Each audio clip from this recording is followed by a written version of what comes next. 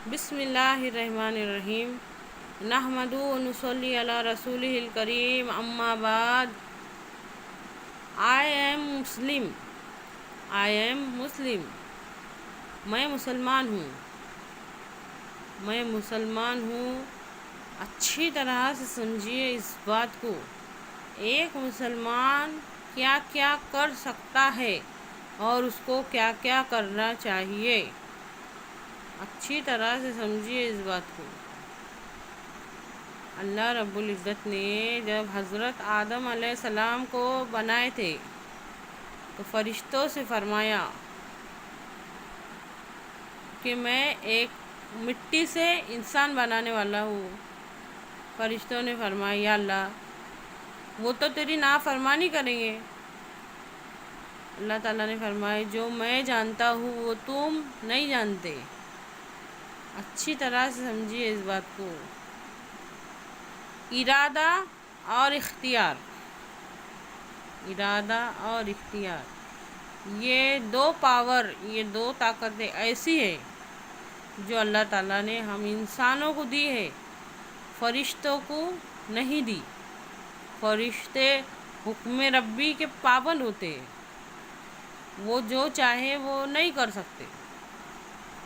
اگر ہماری زندگی کو امتحان کہا گیا ہے تو وہ اسی لیے کہا گیا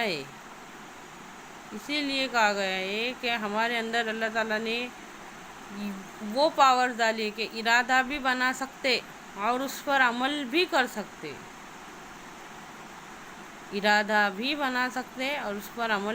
سکتے.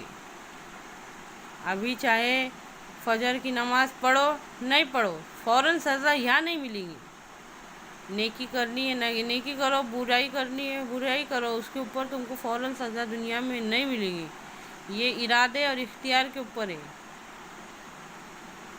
یہ ہم انسانوں کے اندر اللہ تعالیٰ نے لگے.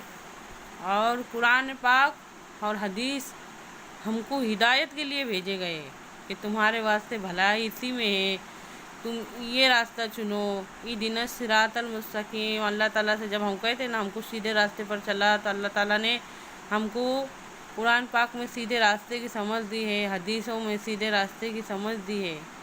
چاہے تو تم اپنے ارادے کو ادھر لگاؤ چاہے ادھر لگاؤ. اچھی طرح سے سمجھو اس بات کو. نام محمد اور علی رکھ دینے سے، نام زینب اور فاطمہ رکھ دینے سے مسلمان کا حق ادا نہیں ہوتا.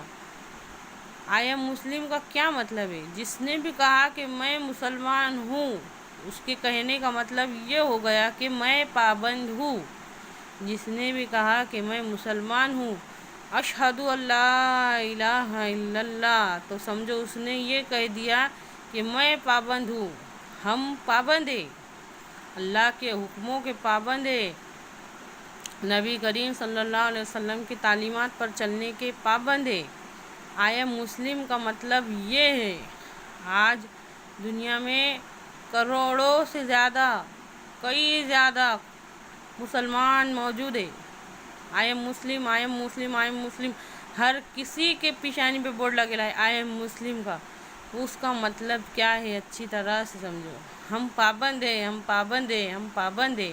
اشہد اللہ الہ الا اللہ و اشہد ان محمد عبدہ رسولہ نے ہم کو پابند بنا دیا ہے اچھی طرح سے. اور نبی کریم صلی اللہ علیہ وسلم سے تعلقات کی بنیادیں کیا ہے سمجھو. قرآن پاک میں اللہ تعالیٰ فرماتے ہیں سورہ آل عمران کی 31ویں آیت میں، اے پیغمبر کہہ دیجئے ان لوگوں سے کہ اگر تم اللہ سے محبت رکھتے ہو تو میری یعنی کہ نبی کریم صلی اللہ علیہ وسلم کی اتباع کرو، ان کی پیروی کرو، ان کے نقش قدم پر چلو تو اللہ کیا کرے گا تمہارے گناہوں کو معاف کر دے گا، اور بے شک وہ معاف کرنے والا غفور رحیم ہے.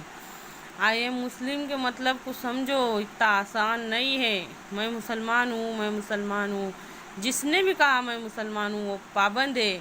اس کے ارادے کو اور اس کے اختیار کو اللہ کے واسطے استعمال کرنا پڑے گا. ہم ہمارا ارادہ اور ہمارا اختیار کا استعمال کر رہے ہیں. آج ہمارے صبح اٹھنے سے لے کے رات کو سونے تک غور کرو وہ بات کے اوپر کہ ہم ہمارا ارادہ اور اختیار کا استعمال کر رہے. اچھی طرح سے سمجھو اس بات کو. اگر نبی کریم صلی اللہ علیہ وسلم دعوت دیتے وقت یہ کہتے کہ اللہ کو مانو، اللہ کے حکموں کو نہ مانو، تو شریعت کی ضرورت نہیں تھی، قانون کی ضرورت نہیں تھی، دین کی ضرورت نہیں تھی، نبی کریم صلی اللہ علیہ وسلم کی ضرورت نہیں تھی۔ اللہ کے واسطے بات کو سمجھو، آج دین کا مطلب چھوٹا کر دیے۔ نام محمد اور علی رکھ دینے سے، نام فاطمہ زینب رکھ دینے سے، نام فاطمہ رکھ دینے سے، نام اسلامی رکھ دینے سے اور حلیے مسلمانوں والے بنانے سے کام نہیں چلے گا۔ کام مسلمانوں والے کرنا پڑیں گے، کام مسلمانوں والے کرنا پڑیں گے۔ ہمارے نبی صلی اللہ علیہ وسلم کی آخری سانس تک کوشش تھی کہ برائی پر بھلائی کا راج ہو، برائی پر بھلائی کا راج ہو۔ اور ہماری کوشش کیا ہے؟ صبح سے لے کے رات سونے تک ہماری کوششیں کیا ہے؟ ہم اس گندے سسٹم کا حصہ ہے، ہم اس گندے معاشرے کا، ہم اس ظالم معاشرے کا ایک حصہ ہے۔ ہم خیر امت کا حق تو ادا نہیں کر رہے، اس برائی میں شامل ہے، اس برائی کے برے کاموں کے اندر ہمارا بھی حصہ ہے، اس ظلم کے اندر ہمارا بھی حصہ ہے۔ اچھی طرح سے سمجھو اس بات کو۔ اللہ تعالیٰ نے ہم کو خیر امت کا ٹائٹل دیا تھا، نبیوں والے ذمہ داری دے کے بھیجی گئی تھی مسلمانوں کو، اور ہم کیا کر رہے ہیں آج؟ ہم اس ظالم معاشرے کا ایک حصہ ہے۔ اللہ کے واسطے اچھی طرح سے سمجھو اس بات کو، غور سے سنو، اس کو سمجھنے کی کوشش کرو، یہی تعلیمات اپنی اولاد کے اندر بھی ڈالو۔ انشاءاللہ اللہ تعالیٰ کہنے اور سننے سے زیادہ عمل کی توفیق دے، آمین۔